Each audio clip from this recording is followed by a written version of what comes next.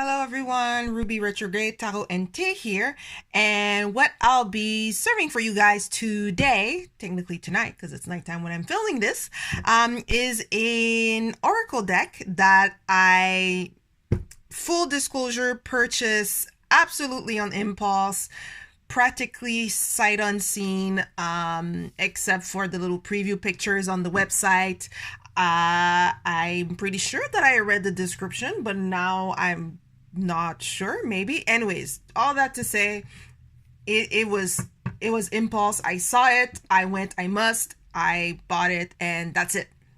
And it came pretty fast, actually. And the oracle deck that I am talking about is Mollymauk and Jester's Oracle of the Moon deck. This is an oracle that was made by Critical Role. So if you guys are familiar with Dungeons and Dragons and Dungeons and Dragon campaigns being filmed either on Twitch or YouTube, Critical Role is probably the most known, the most popular. I could even say it's a household name or automatic association at this point in time. Currently, they're on their third campaign, D&D campaign. And I think this is one of their more recent additions to their shop, because they have a whole shop full of gears, and practically anything you can think of, they have it there for sale. So like I mentioned, this I'm pretty sure was a recent addition to their store, because I don't remember that being there. I think the last, I don't visit their shop all that often, but usually I do listen to their campaigns, their live campaigns, and usually they kind of highlight their newest stuff to their store. But I don't remember the last on their last episode that it was there. But in any case, for this oracle deck, it is created. Hold on one second. I did see the people's. There we go. So if you can read right here, it was illustrated by Camille Lilium. Sorry, I am messing up the names for sure. Fry and the Grace Barrios. So there was 3 people that took part in illustrating the cards. And if we look at the back of the box so that we can have a little bit of an idea of what the concept is, it is 20 full color illustrated cards and 10 blank cards. If you have found this deck, congratulations. It is now yours and has traveled far and wide to find you. Now I shall share its nature to you as it was once shared with me. So, sorry. If I remember correctly, it is basically supposed to be one of the characters that were played during one of the past campaigns. The second campaign, actually, there's a character named Mollymauk, and they had a deck of cards that they would kind of use to kind of fortune tell, or give advice type of thing. And now it might be an episode that I missed or I didn't watch, because the second campaign, at one point in time, I missed a whole bunch of episodes, but Jester, I think, ended up taking it. But there's a whole story behind, around the characters, and I don't want to get into it because there's probably spoilers. And if you happen to be watching Critical Role's campaigns, I don't want to say too much in any case. But I do want to talk about the box and how nice it is. First off, it's a really soft, cardboard. My fingers, just running my hands through it, I almost want to say that it's almost kind of a suede-y, leathery kind of feel, but it's cardboard, just hard cardboard. And the box is reversible, more or less, but you can see here, this is Mollymauk's character. So this is a more male figure over here. And here, for the more female looking, this would be the Jester character. And you can even see here the cute little add-in, which is pretty cool. It's a 2-part box. As you can tell, it's sold by Critical Role. So you see, you see all their their brand and everything else, their website here. I think the foil is like throwing everything else. So here's a pretty foil. And now already the downside, and the reason why I'm wondering if I actually did read the description the first time or not, is that it looks like originally it was 15, but they went to 20 full color illustrated cards, and there's 10 blank cards. Now, if you're someone who likes to use Oracle cards in general, I know a lot of people, they like having at least, I would say a 30, 36 in terms of Oracle. So to have 20 of them be blanks, and then, 20 of them, only 20 of them, and then 10 blanks, it might be a downside for some, I have to say, I don't know, I don't know that I would call it a disappointment, but it's a bit of a bummer. I'll say that. They did send me another, like, the Oracle booklet. I believe because in the one that is included in the box, there is I think it's a printing error, or there's pages missing. So they just went and printed another one. So basically you would take the one that they sent to you extra and then just replace the one in the box with this one. So in any case, I'll take this one for reference because this is the correct one.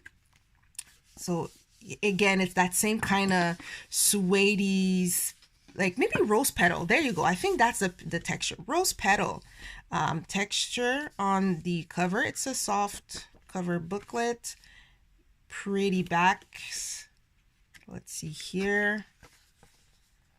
Like, I have to say, it's very nicely done and things like that. And then here we have the table of contents. It does not look like they are numbered if I look at it real quickly, but you have the page where the cards that are Molly's and the ones that are Jester, and then just a little explanation. Let's see, I won't read absolutely everything, so and then so the whole thing also, I should say, if you see, like, it looks like it was gonna notes were added in, so everything you see in pink, this is Jester, who's kind of adding her 2 cents to Molly's explanation. So for example, if you have found this deck, well, then Jester goes and crosses out deck to write, Dick, congratulations, it is now yours and has traveled far and wide to find you. Now I shall share its nature to you as it was once shared with me. Ooh, it's cute.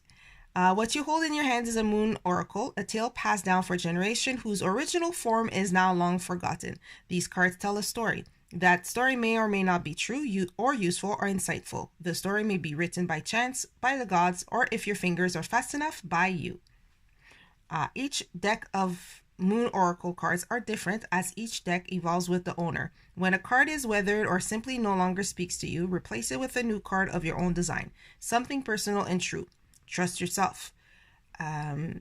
What is true for you will ring true for others. Some choose to change a card each lunar cycle. Some decks magically destroy a card when it is replaced with a new one.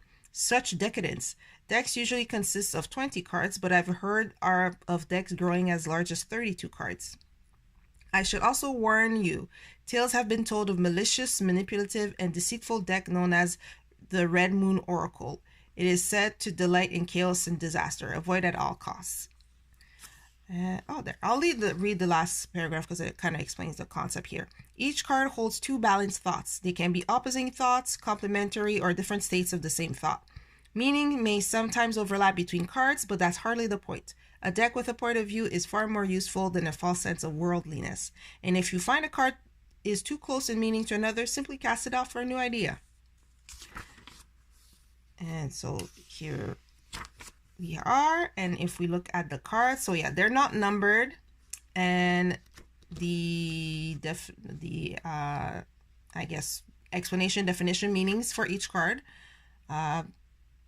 rather short, and they are colorful, so it's a rather large thumbnail or picture they have for the cards, which is nice. So let's put that aside. So I'm gonna put the quote correct handbook aside, and I'll take this one. I just want to see quickly. I forgot exactly what was the error, but I think there was pages missing or something or another. But anyways, all I know is this one is the not so good version. So we have a little drawstring to pull it out. Oh, the cards are feeling nice. I think that rose petal feel is a little bit everywhere. And also the inside box, I don't know if the camera picks it up, but it has like a little pattern. Oh, I don't know what's going on. My camera is going wonky. It has a pattern of, I want to say lollipops. Is that what it is? They look like lollipops. Yeah, cute. And it's this I don't know, it's not quite red. I would say I think that constitutes like a fuchsia. I think that's what they would call fuchsia. So in any case, so let's take a better look at the cards. Ooh, look at the back of these cards. The back of these cards, they are very pretty. Again, like I mentioned, the back, it's that rose petal feel. I think the whole theme in terms of texture is rose petal. As you can see, it is a symmetrical image, so it's reversible quite easily. And it looks like an eye and like maybe a snake. Just looking at it real quickly. The card quality, it feels nice, like a nice thickness. It feels like it has a body. It's not flimsy or anything like that. So definitely meant to be used, not just for a collectible or a novelty item, although it can be if you're a fan of Critical Role. So let us go more in. Oh my gosh, my poor camera, you're going crazy. So we are zooming in, and what we're going to do, we're going to check out the cards. Like they mentioned, it is 20 cards and then 10 blanks. So, and I think the blanks are probably at the bottom of this deck. So let's start and take a look. Starting with the moon. And then if we flip, mirror. This is a really nice image. The judge, the tyrant,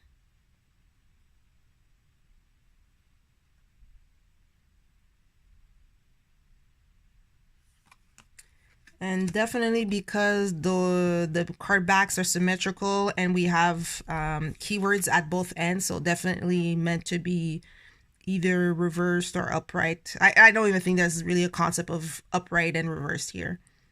The anvil, the sword,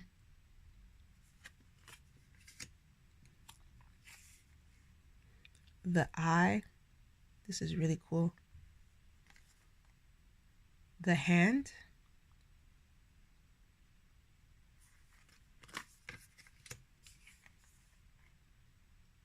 home, traveler. This is a really cute caravan. That is, I believe that's modeled in the caravan that in the campaign they were on at one point. Sacrifice, hunger,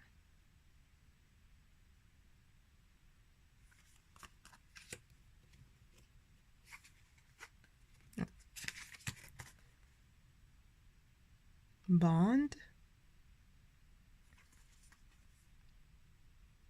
betrayer,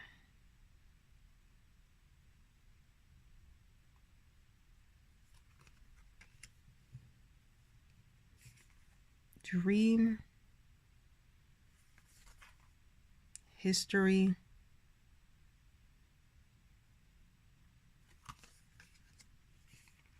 the fool. So this would be the character Mollymauk. And the soldier.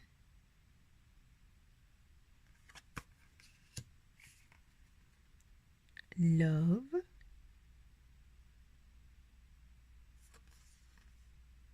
Temple.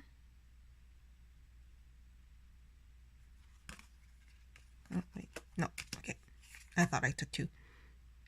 Joy. This is the character Jester, FYI. Chaos.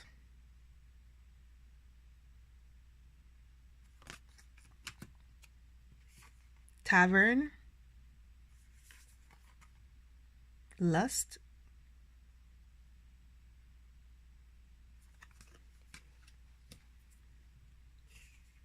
Tinker.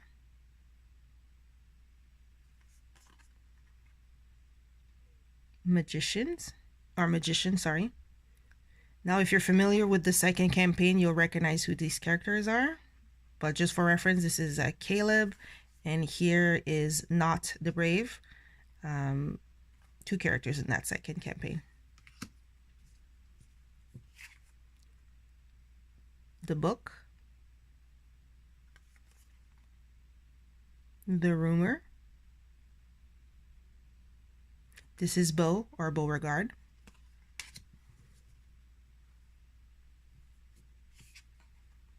The Sky.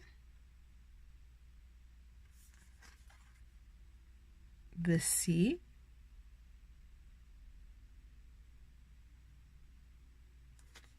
And this here also, by the way, is Ford.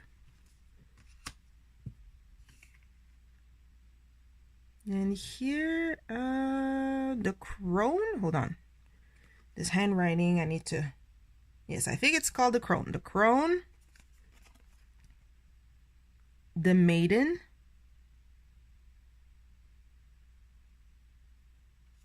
Let me just look. I'm not sure who that is. But very nice and detailed. Growth. And Rot. Now, the name of this character totally escapes me, but he's also part of that campaign. And now it's going to bug me because I forgot. Oh, Caduceus. There we go. Caduceus. Woohoo! I did not forget. Now my light, I think my light is going a bit crazy. Dawn. And Death.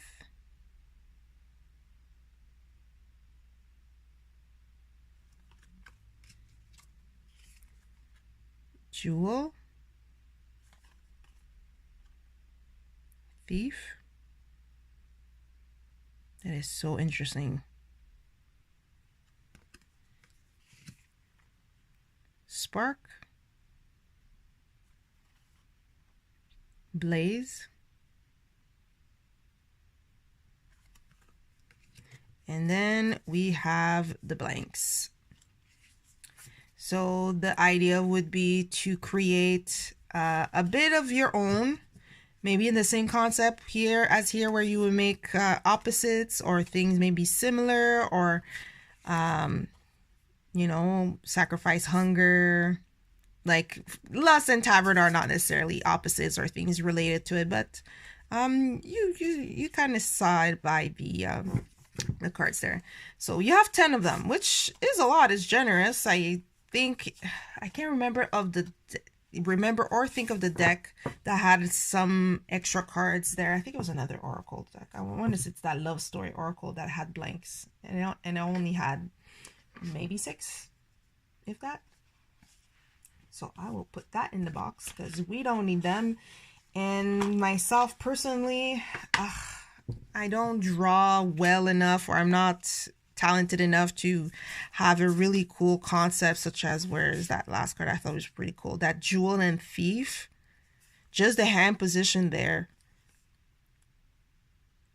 Alright, it sets a tone. It changes the tone. Just flip it the other way and it definitely looks like someone who's like taking hold of the gem to like take it away. Whereas this one, it looks like it's highlighting the jewel itself. So, oh, and I also forgot to mention about the cards that it is matte. So as you can see, it's that, I think because it is a rose petal finish, it's, you know, super matte, no issues, whatever else. So let us zoom a little bit further out. Let's shuffle. It's only 20 cards and there's no concept of up and down or whatever else. So let's just shuffle for shuffling. It's thin, but I am able to shuffle. Yeah, so if I try to shuffle on the long side, it's a little bit harder. I don't have as much grip, but it's perfectly fine shuffling when I'm riffling. Oops. Usually the problem I have when it's rose petal, I find that there's a little bit too much frictions on the card and it gets clumpy. But no, with this one, actually it's not too bad. I'm not mad at this particular rose petal. So I don't even know if, I don't think I'm actually flipping it. Am I flipping it? I think I'm so used to shuffling my cards upright, I'm not even sure that I'm rotating my cards. So there you go. Let's consciously rotate. And then we'll see if we can grab a card and see what the booklet says about it. Okay. Oh, there you go. The one that fell out is the sky. So let's look at it again. The art is really well done. And I like that it's on a not a white background. I don't know what to call this color. Like a creamy, there's like a creamy, almost like a sepia tone type of thing.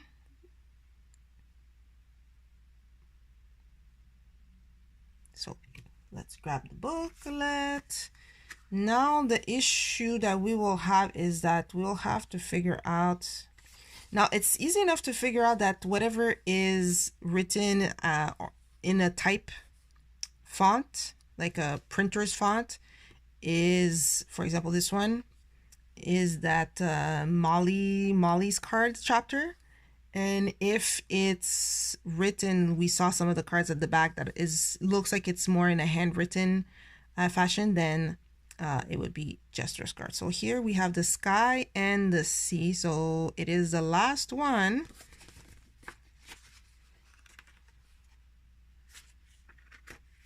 There we go. I don't even have to show the card almost because it's so big, but let's do it anyways. So the sky and the sea, the card of air and water. And then here it's if it's the sky, so in this case we got the sky, it says safe passage, uninterrupted vision. If we had the sea, it would have said lurking danger, unclear and hostile depths. I like it. You know what? I can jive with that for the sky and the sea. Yeah. You know, if this a clear sky is usually what sailors would be hoping for, and if the seas are trouble, or you know, you never really can see all the way down in an ocean or in the sea. So you know, you never know what's kind of lurking in there. So that is that. In conclusion, it's rather short. I mean, we only have 20 cards here. And that's probably one of the main things. It is a short deck.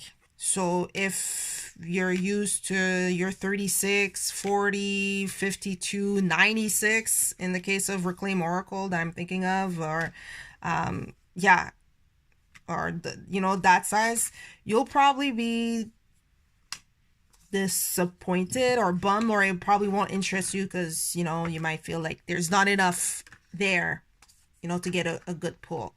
Otherwise, the art I find is beautiful. The card stock and, you know, the material, how it's built. Look at that. It didn't even take me that long to spread all the cards out. But the card built, I have no complaint. It's very good quality. I would put it on par with decks you would back on Kickstarter, or just an independent created published deck. The The material is very nice to the touch. The cards don't feel flimsy. The art, I mean, to me personally, A1. I really like the concept of the one side and the other side is something else, and that it's not necessarily related. I kind of like that. Like, yes, sun and for example, this sea and the sun is kind of it's related. I mean, it's just a matter of nature, but something like the lust and tavern, it might, like, the connection might not necessarily be evident, or thief and jewel. If I were just to if you were just to close your eyes and tell you that on a card one end is thief and one end is jewel, you it would kind of search your brain a bit. I would definitely put this as a more intuitive style of oracle.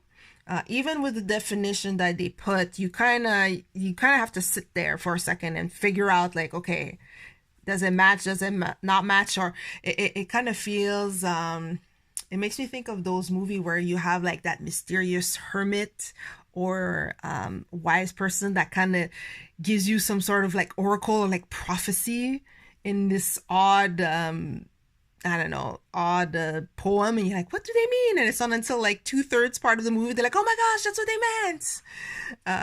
But yeah, otherwise, you know what? If you're a fan of Critical Role and you're one to collect it for the novelty sake, definitely get it. It's very well made. The box is beautiful. They did not,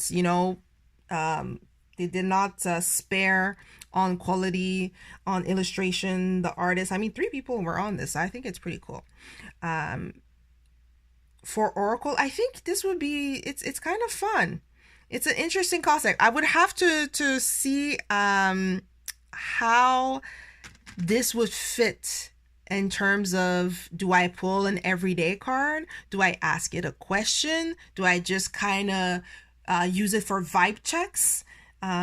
Is it good for 1 card? Is it better with 3 cards? Like, what do I do? Does it explain? Does it set the tone? So it is something that you can explore, or maybe, it's just a card to look at because it's fan art. I don't think it is, personally. I'm sure I could fit somewhere, like I could see where it could fit.